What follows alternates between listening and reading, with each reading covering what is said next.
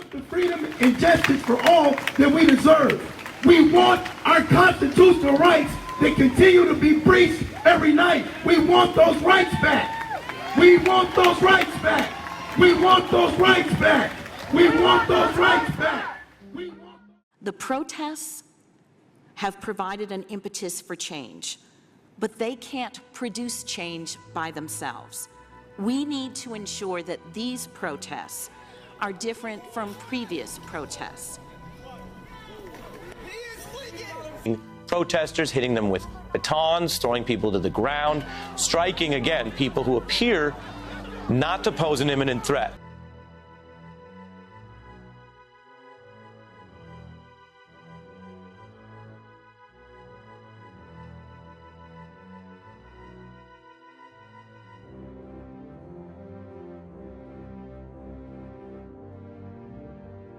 That police officers,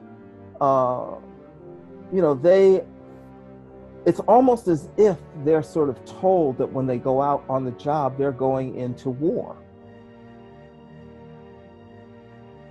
A chief needs to hire people who want to serve their communities. Is it possible? Can we get rid of the police force we have and start over? They're witnesses of violence frequently. The system is broken. I think we're at that point where some communities have to ask themselves this question. Can we just get rid of it?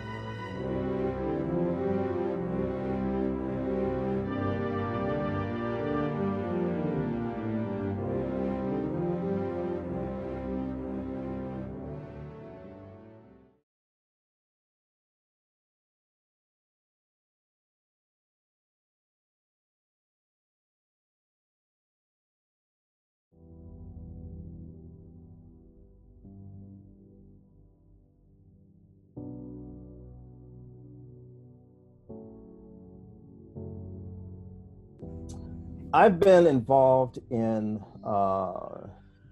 both the social and political movements and in academia for many years, but I spent most of my earlier life as an activist. I've been teaching Black Studies, off and on at UCSB for close to a decade. You know, the debate, there's a debate that goes on among historians and constitutional scholars about certain aspects of the Constitution and how much of that was aimed at preventing slave insurrections. The militia and the Second Amendment, the duty of the government to put down insurrection, all of that is about policing power. There's not a whole lot about policing power in the Constitution, but there is that. Even before that, of course, you've had, when the Constitution was written, you have 150 years before that of real enforcement measures in order to suppress slave insurrection and suppress any sort of independent activity on the part of enslaved people.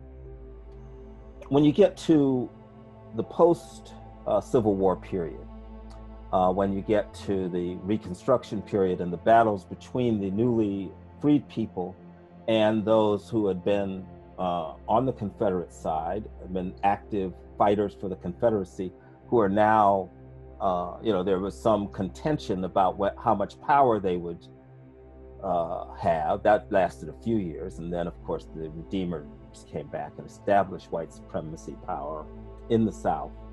In that entire process, you have the emergence of laws that are essentially about suppressing Black people.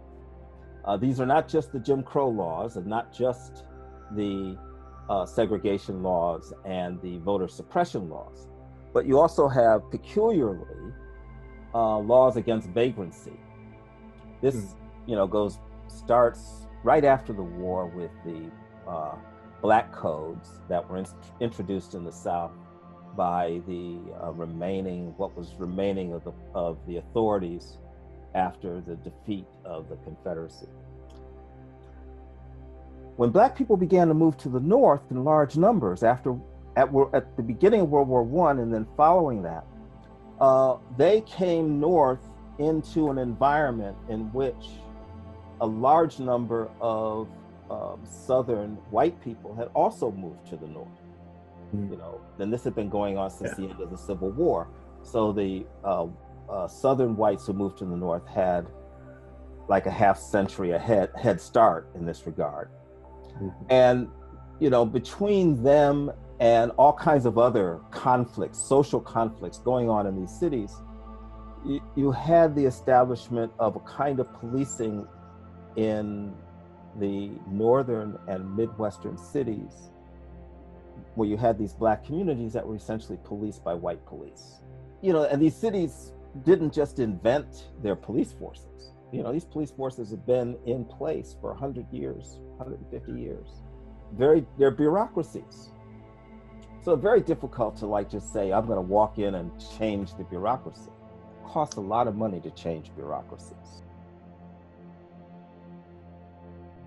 I come from Detroit, and in Detroit, 50 years ago, the city elected its first Black mayor, actually 1973.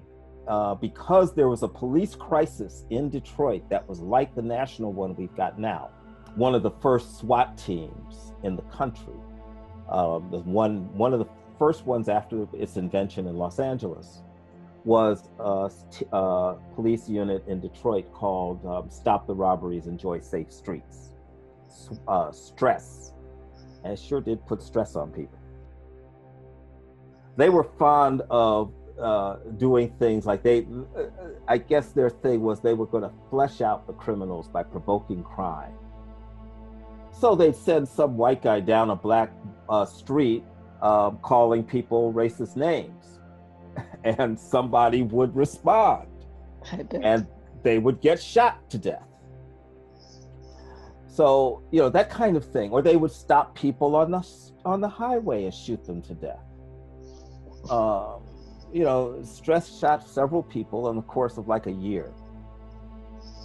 And it was brought to a head, a crisis that had been part of the Detroit landscape at that point for 30 years, at least.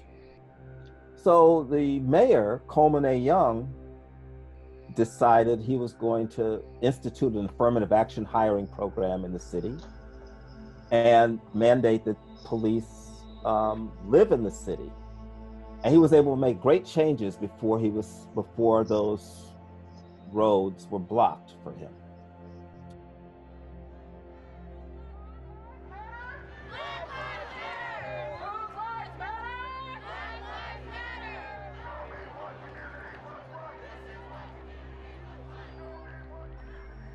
I actually think I'm a sympathizer of the defund the police slogan. I don't think it's a practical slogan.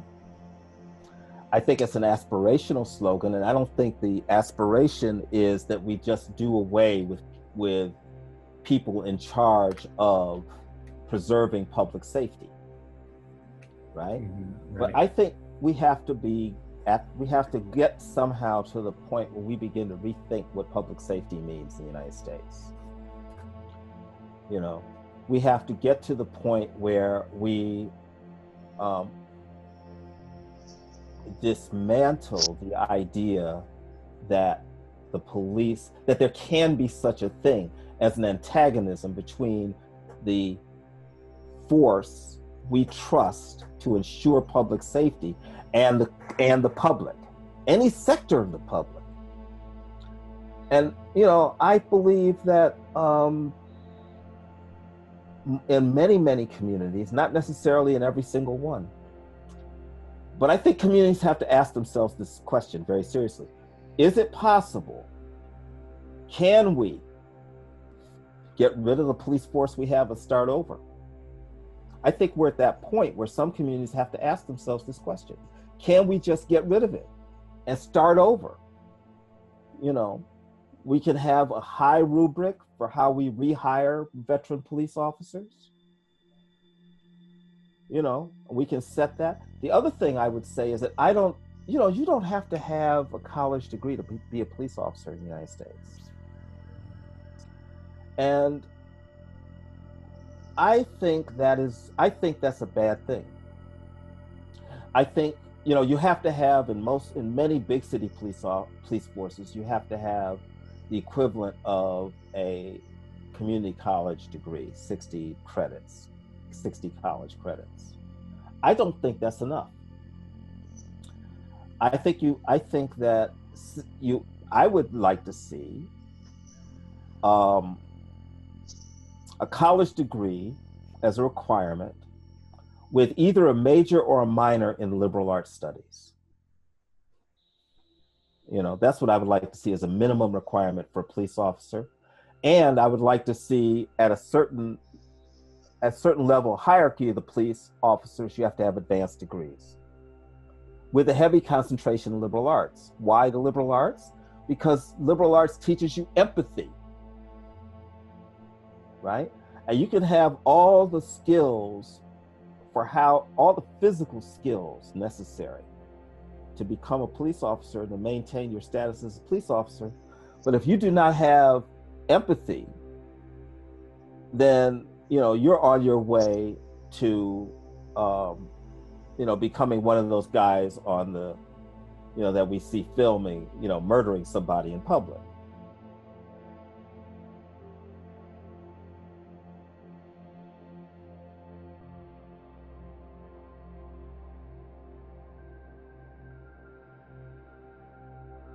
I'm a clinical psychologist, and I mostly specialize in studying relationships and the link between relationships and mental health. One of the things that we know is related to violent behavior later on is exposure to abuse.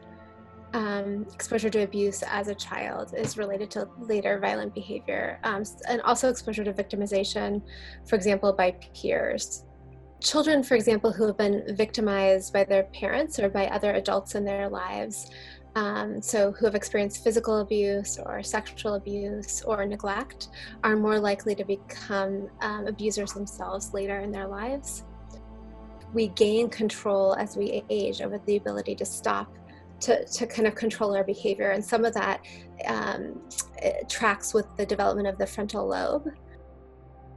So our frontal lobe, which is the front part of the brain, changes across development, and we gain control in the ability to kind of curb our impulses across our 20s. And as our frontal lobe develops, then we're more able to kind of control our behavior and stop ourselves from doing things that we don't want to do later. So it's interesting. I mean, police officers actually are often quite traumatized themselves. So they see a lot of very frightening things. Police officers encounter a lot of violence. They're witnesses of violence frequently. And after they encounter violent experiences like shootings that they're observing or seeing dead bodies, for instance, they do go through counseling. They go through counseling that's focused on symptoms of post-traumatic stress disorder, but potentially they should receive more mental health treatment, right? That might be one of the conclusions that can be drawn from some of the things that we're seeing now, is that there might be a greater need for mental health services for officers. We're expecting a lot from our officers. We're expecting them to carry out a series of actions that need to be done very precisely and very carefully under conditions that are extremely high intensity in terms of their emotionality. And these are people who have previously gone through a very high number of traumatic experiences. So they should be receiving a lot of support and a lot of mental health services if we want them to behave in a way, which we do, I think, we want them to behave in a way that's going to be to the highest standard possible. Right here, police officers starting to move some of the crowd. Sadly, a man was just knocked off his feet. Officer now helping him up. This is in the same area where right in front of the city library. Images are striking, making sure Nicole. that this guy is okay right now. I think it's possible that a lot of police officers do get somewhat desensitized. I think sometimes people become a little bit numb to seeing things over and over again. Like, you know, you see a certain number of violent scenes and it's no longer so shocking. So I think it's possible that that's one kind of reaction that you might see. Another set of officers might experience a different type of reaction where they might have frightening images running through their heads again and again that might actually prevent them from responding to this circumstance. They might be responding to something from the past, for instance. Both of those sets of scenarios, I think, should be treated, though. Police officers can't be the whole solution to this problem. Like, I think a lot of it is that maybe a lot of the burden is falling on police officers, and maybe because they're the only ones in the field right now, you know, or there's a huge hole where social services, many other social services need to be out there and they're not out there, and too much is falling on police officers. And then also there needs to be a lot of additional training and revitalization of the police force as well. I think that there are problems. I think that there are systemic problems with some of the ways that policing is done, but I also think that there are really wonderful, noble things about people who are drawn to the profession of police officer as well. And somewhere in there, something goes wrong with some of those people. Whenever that curfew was made yesterday at 8 p.m., and we're still walking, but this is proof. Police officers are trained for the worst situations, right? Because they're trained, I mean, that's what they're trained for, right? Just like an ER doctor is trained for the worst situation. They're not trained for the very best. They're not trained for the person who comes in with a fever, right? They're trained for the worst situation, and police officers are likewise trained for the very worst situation. And so they're on alert, looking out for threats. And I think similarly, people who are used to being misread as being threats are also on alert in that way too. So I think, I mean, one of the solutions, which is definitely not what we're doing now, would be to send out positive images into the world of police officers. There have been campaigns like this, right? So let's try to send out like images, representations. Let's try to change the representations. And I think that social movements like that are really wonderful and can do a lot to try to change things, but we really need a whole system change.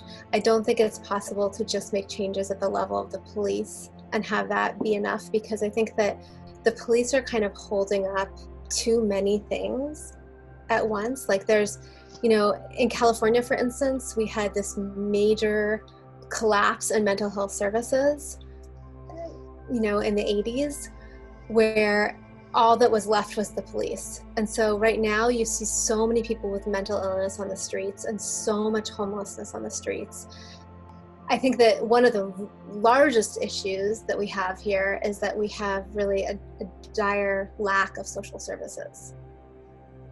Police are not the only ones who are racially biased, right? Mm. What all of the research shows us on implicit bias and everything else is that every single one of us is racially biased. It's human nature to generalize what we see and we feel, to assume that most people have negative views of the police. So I am Laurie Friedel, and I'm a professor of criminology at the University of South Florida, and also the founder of the Fair and Impartial Policing Training Program. I started thinking about bias in policing at about 1999 when I worked for the Police Executive Research Forum. And while I was learning about this issue, I came to understand two things that did not go together in my head. And one was that bias in policing is more than just a few bad apples on a few calls. I came to believe it was much more widespread. But I also know that most police officers are well-intentioned people who want to serve their communities. So in our fair and impartial policing training, we are bringing the science of implicit bias to the law enforcement profession. The key content of our training is: what is implicit bias? How might it manifest in policing? What are the consequences of bias policing for community members, communities, and police agencies? And then really importantly, what can the individual trainee do to promote fair and impartial policing? When you put this uniform on, you're actually held to a higher standard than the next person. You're actually supposed to have a thicker skin than the next person. So when somebody do get an attitude with you, when somebody do curse you, you still supposed to stay in character. Now, when your character messed up, it's just messed up in this uniform. Now, that's a fact. But this is what you're supposed to do. Human biases can be linked to a number of factors: gender, age, socioeconomic status, LGBTQ status, language abilities, profession, documentation status, and the list goes on and on. So human biases can be based on any number of factors, and so too can police biases. I mentioned profession on that list and the stereotypes associated with professions, because I would argue that police are actually one of the most stereotyped professions that we have. But we have to have a conversation as well about the biases that community members have about police. You know, they see an incident on the TV, Minneapolis, and all of the police around the country feel the castigation from that. So in the same way that community members want police to see them as individuals and separate from their demographics and treated the same, so too must we provide that same type of respect and bias-free interactions with police.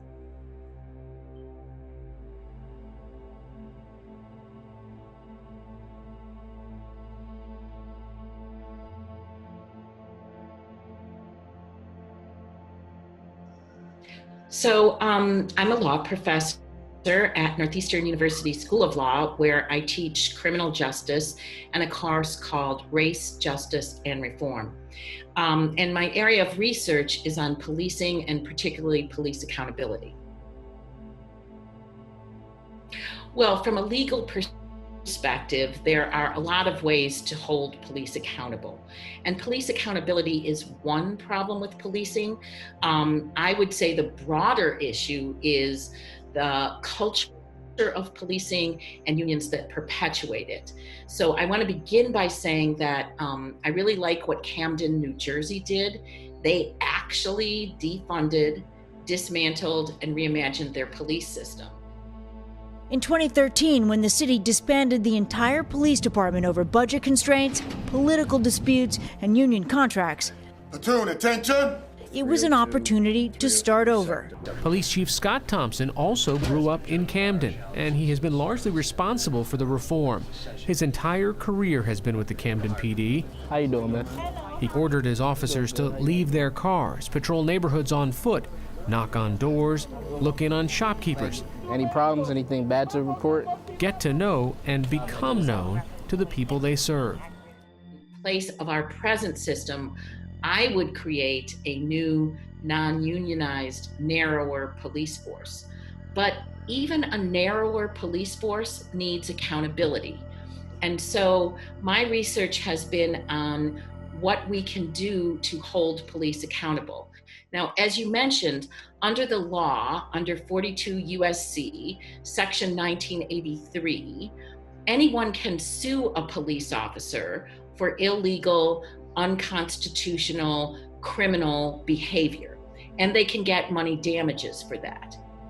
So although one way to police the police and to keep bad cops off the street is to sue them, a lot of your viewers will be surprised to know that the police do not pay for those settlements or judgments. So when you sue a police officer, the police officer pays nothing, and the municipality or town that the police officer works for pays all of the costs. So that problem means that you, me, the people who are watching this, are paying 100% of the costs of illegal, unconstitutional, criminal police misconduct. And it also means that the police officer pays not one penny. Daniel Pantaleo, he is the officer who strangled Eric Garner to death in New York when Eric Garner was selling single cigarettes. You may recall this case. He said, "I can't breathe." His mother, Gwen Carr, stood up at a police forum and she said this: "I want to know why the officer who strangled my son to death 4 years ago is still on the New York police force." She said, "All of you are experts in policing. Can you tell me the answer to that?" And the article that I wrote, my law review article, is a direct answer to her. I was directly moved by what she was saying. I thought, how can it be that 4 years later, he is still being paid? He is still on the New York police force. And I learned that the unions, through collective bargaining, have made it almost impossible to fire a police officer. They have created rules that make it impossible to fire a police officer or to discipline a police officer. Now, how do we change that? Every state legislature can and should control the ambit or the range of things that unions can bargain for. And a lot of scholars have said every state legislature, as a matter of public policy, should say that police unions can bargain about wages, safe working conditions, health benefits, and things of that nature. But they may not bargain about their own termination, their own discipline, how they're hired, how they're fired, and how they're promoted. Nor can they bargain about the costs of who pays for their misconduct. Our solution is that just as most doctors carry professional liability insurance, we are proposing that in order to police, every police officer should be required to have professional liability insurance. And just as when a doctor operates on the wrong foot or leg, the doctor and the doctor's professional liability insurance company must cover the costs of the damage they caused. And after that incident is paid for, the professional liability insurance company is going to raise the premiums for that doctor. When police officers engage in dangerous, unconstitutional, and criminal conduct, they and their insurance companies should pay for the damages that they cause. And if the police officer continues to engage in dangerous, risky behaviors, then the police officer's premiums should soar and the police officer should be priced out of policing.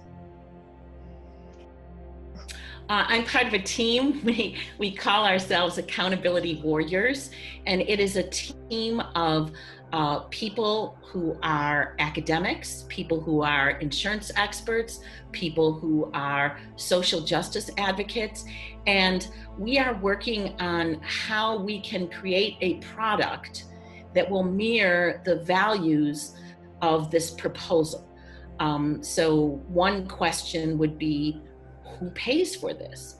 And our answer is that the officer should not have to pay for the average base premium. The police department should offer the officers professional liability insurance, and the police department should pay the average base premium. But the officers should be responsible for any increases in premium costs due to their risky, dangerous behavior. And at some point, if the insurance companies identify what we call early warning indicators, then the premiums should go up and the officer will be priced out of. And the evidence here does not support charging police officer Daniel Pantaleo or any other officer with a federal criminal civil rights violation. Daniel Pantaleo is one of those officers who couldn't be fired because the New York Union collectively bargained with New York for how an officer and when an officer can be fired. And the impediments were so severe that even after he strangled Eric Gardner to death, he could not be fired. It took 5 years. Eric Gardner was killed 5 years ago. It took 5 years for the officer to be fired. I don't want another Eric Gardner. I will do everything in my power to never see another Eric Gardner. I don't even want to see another video of a person being choked out, because it wasn't supposed to happen to him and it's not supposed to happen. I should not be here standing with my brother fatherless. I should be here with my father. But Pantaleo took that away from me on 7/17. So yes, he's fired, but the fight is not over. Now, had my system been in place, Daniel Pantaleo would never have met Eric Gardner. Why? Because an insurance company would have priced him out of policing before he ever had a chance to strangle Eric Gardner to death. What the professional liability insurance does is two things. One, it makes sure every victim is compensated. But it takes taxpayers out of the business of paying the bill for police misconduct. And two, it acts to weed out bad actors. That's what insurance companies do. They price out bad drivers, they price out bad doctors, and they price out bad lawyers. And what we are asking them to do now is to begin to price out bad police officers. Restorative justice circles would be very helpful here for police officers. I'd like them to be required or voluntarily to sit in a circle by themselves with no cameras, no reporters, no one else, and say, boy, I'm having a hard time. Restorative justice offers a unique approach to say, you know what, here, let's put you in front of your victim, face to face, and let's repair the harm and on a more personal level, and it makes a tremendous difference for the offender as well as for the victims.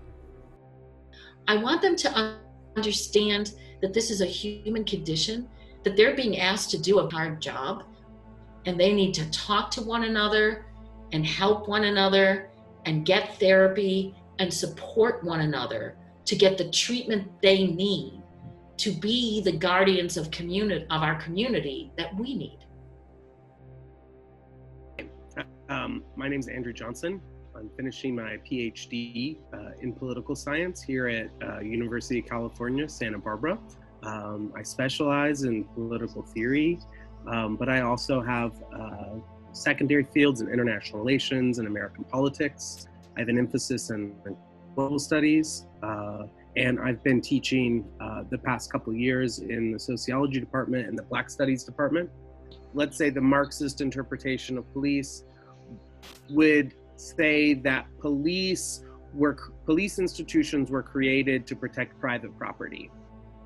And that is one theory, and I think that it's also, there's a lot of truth to that, in the sense that police institutions are primarily focused, or one of their largest focus, is on protecting private property. And there's a really long history of how this has happened. Some of the first police institutions in England, for example, were based upon the London harbor system. And so there were these sort of private police forces that were responsible for monitoring and protecting the the sort of goods that were coming into and being stored in the London harbors. And then eventually the London Metropolitan Police Department was formed, somewhat based upon these early models that proto-police institutions that were used to protect goods. This is sort of the early history of police, but then now if you jump forward to seeing how police operate today, we can draw interesting parallels between both this early history as well as, some of the ways in which police exist within other institutions. And they still are a big part of regulating market activities. In one respect, it's trying to say, hey, this idea of police, which we think of as a domestic internal security institution, actually has global network relationships. And one of the things we're seeing with the massive increase of police all across the world is the way in which police are fundamental to maintaining capitalism, not just as a sort of within, let's say, the United States borders or Mexico's borders or Guatemala's borders, but global capitalism, such that global firms who have relationships in Brazil or in Panama need assurances, some sort of insurance device to make sure that their investments are safe. And so there is this global relationship of police, but this is also a sort of kind of a protection mechanism for a global capitalist system that's in crisis. And one of the things that we're seeing, maybe with the George Floyd uprising, but also with protest movements across the globe, is that there is a sort of struggle against the current capitalist status quo, which some people might say is like neoliberalism, some people might call it globalization, but regardless, there is a legitimation crisis within global capitalism, and that police are necessary to maintain this sort of dominant hegemony. Right now, I think that, there's a movement cycle that, people get really animated during a political crisis. Everyone's in the street because of the George Floyd uprising. And then people begin to get disillusioned. And then that energy sort of like lessens. And then eventually it sort of craters off. And, some people sustain themselves throughout this process. And we're definitely in that part where, the media is trying to ignore what's happening. People are beginning to lose a little interest. But nevertheless, the George Floyd uprisings have been very politically powerful, and they've changed the national conversation, and they've put local politicians on the defensive. Do Black Lives Matter, or do all lives matter? The question from Arthur in Des Moines is, do Black Lives Matter or do all lives matter? Let's put that question to Senator Sanders. Black Lives Matter. At a time when everyone is facing really extreme pressures because of the global pandemic, there are people who cannot pay their rent. There are people who've lost their jobs. And our politicians aren't really doing anything to help out normal people. Local politicians are now being forced to justify why they're spending massive parts of their local budget on police forces. And so I think there's really a great momentum and a massive shift in what is politically possible. And so if I were to communicate a message to young people, I would say get involved locally and ask how much your local police department is, your local city, or your municipality is spending on police. And once you find out that answer, you're going to be shocked by it. Once you become shocked by the massive amount of money they're spending on local police, start telling everyone you know, and start trying to meet the people that show up to these meetings locally, and you can make small steps to trying to defund the police. Our young boys and men still have knees on their necks. Our sister girls are being targeted. I think that the greatness of them, the slogan defund the police, is that tells you what might be the most politically opportunistic way to work on this issue is.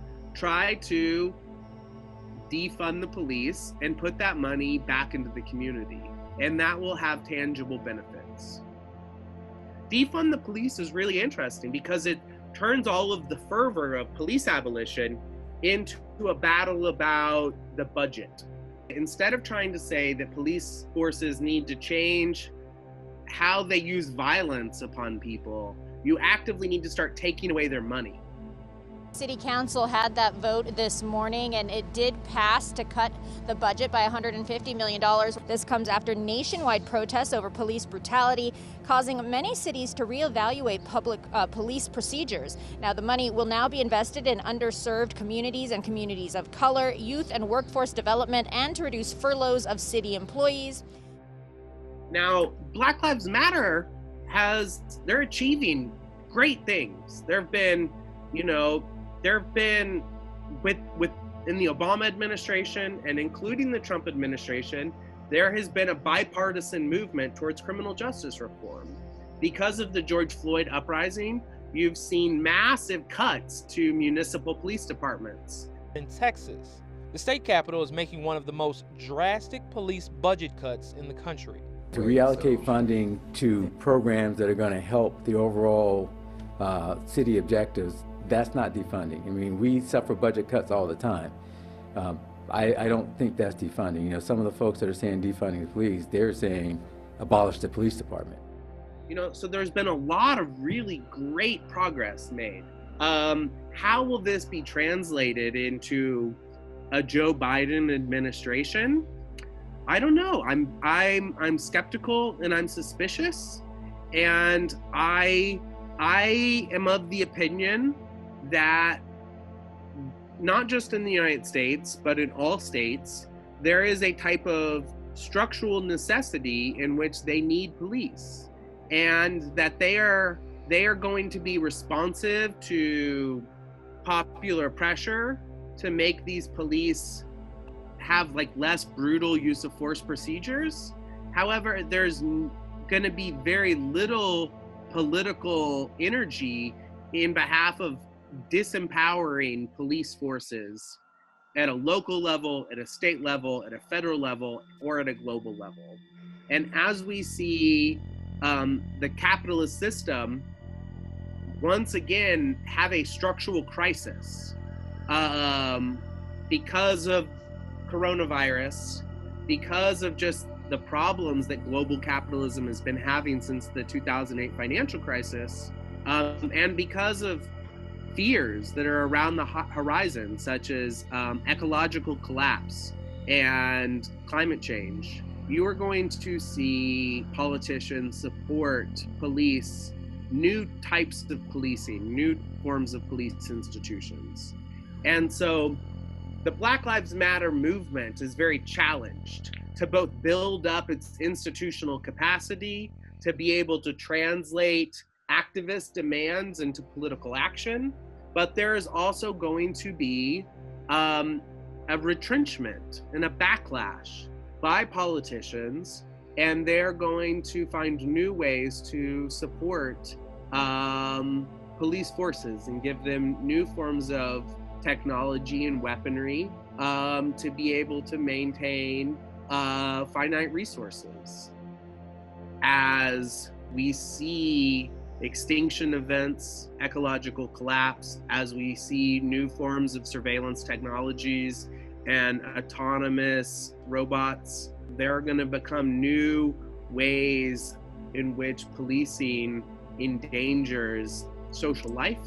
Even if we try to change and reform some of the bad practices that we see in the present day, there is going to be new fears and new dangers around the corner, and that state violence represents an existential threat to the species and to trying to figure out how we are going to respond to a global capitalist system that is structurally, systematically in crisis. Well, my responsibility as an officer, number one, is to know the law. I am Officer Jackson, here, Birmingham, Alabama, federal officer. And I not had my shirt on, my uniform shirt on. And once he arrived at my window, I reached in that console, that I would have been shot, if not killed that day. That day, July 31st, Officer Jackson was heading to work from Birmingham to Huntsville on Interstate 65 North when she was pulled over in Bluentsville. Jackson says for several moments, both officers belittled her. She says she knew things could have escalated and ended bad for her, but she says what hurts the most is this same story is happening to African Americans all across the country, and they don't have a badge to keep them alive. But what if I wasn't in my uniform? How would I really been treated? If I was treated in such a disrespectful way in my uniform, what would have happened if I did not have my uniform?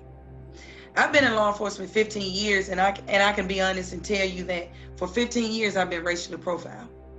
Since my video went viral, I've had people contacting me from all over the world. Not the United States, the world. And I've received messages from people in that area. And I've received messages from whites in that area that has expressed to me that, hey, I know this goes on. I've been here my whole life. I've received messages from whites that says, hey, I have biracial kids. And they treat me nasty because I have biracial kids. So I have proof, not only from blacks, not only from law enforcement traveling in that area, but even from whites, that this goes on in that area. I can't, if I don't know the law, then I can't properly enforce the law, right? My responsibility is to also, we're held to a higher standard. You know, so our skin has to be a little bit more thicker. You know, somebody call you out of your name and disrespect you, you may get back at them, but when you're in uniform, you have to develop a little thicker skin because you are held to a higher responsibility. I always had a desire to help people. That's always been who I am. I love to help, and one thing about law enforcement, you know, is you actually do more helping than you do arresting. You know, the shows. The cop shows, it portrays just arrest, but most calls you go on and you give advice, you give maybe words of encouragement, or you may even come against a couple that's just having bad times and you can just reconcile a marriage. So I always love that sense of helping others. But I will say that change needs to happen right now. It's not in the future. It's absolutely right now. Nobody wants to talk about racism. Nobody wants to talk about how black and brown people are being discriminated on. It's the elephant in the room. We can talk about the problem all day long. We can. We can discuss that all day long. But everybody knows that it's a problem. You know, what I want to see happen is I am a positive person. I have always been. I would take the most negative situation and I'm going to find positive out of it. That's just who I am as a person. All of these people murdered by police have women who love them. You know, this thing destroys families. just like mass incarceration destroys families. The biggest family destroyer of the Black community is law enforcement, is the so-called criminal justice system.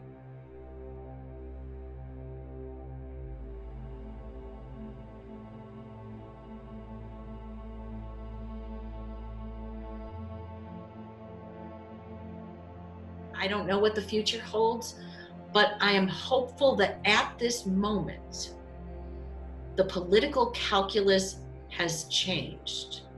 And if we seize this moment, we can institute a number of reforms that will make the system fairer and more just. You know, I want people to understand that change is here, to be patient. But we're going to be positive. We're going to be positive and believe that change is here and that change is going to happen.